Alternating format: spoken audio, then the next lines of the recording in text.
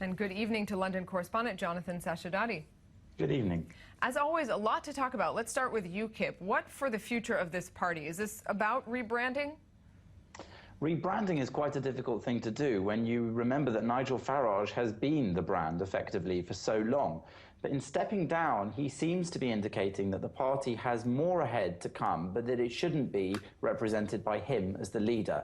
You'll remember, of course, that Mr. Farage has stepped down once before and then a few hours later stepped right back up. And that was after the last general election, when he changed his mind and decided he still had more work to be done in the party. And some can say today that he did do that extra work because he has been the man who, perhaps most of all in British politics, has pushed for a referendum on whether Britain should remain in the EU, has then pushed for that referendum to be won by the Leave vote, and now he says his work is complete and he can step down. Another politician, though, might use such a resounding success to push himself higher up.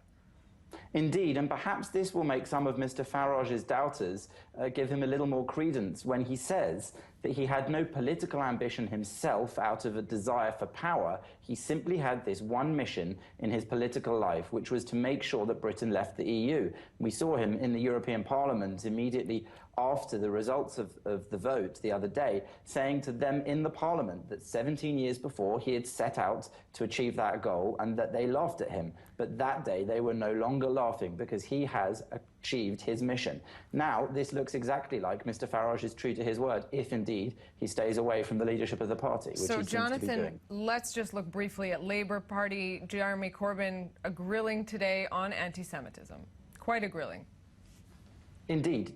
Jeremy Corbyn today was before the Parliamentary Commission inquiry into anti-Semitism. For an hour and a half, he was asked very difficult questions about his background, his support, it would seem, for groups like Hezbollah and Hamas, who he had previously described as friends, his invitation to Raed Salah, blood libeller, who he said he would invite to tea in the House of Commons. All of these old chestnuts, some could say, were brought up again, and he squirmed under the scrutiny, eventually being forced to admit things like the Hamas Charter, with its Article 7 urging people to kill Jews, was in fact anti-Semitic. On that admission from Jeremy Corbyn today, we'll wrap this up for now. Lots more fallout to talk about from the Brexit vote.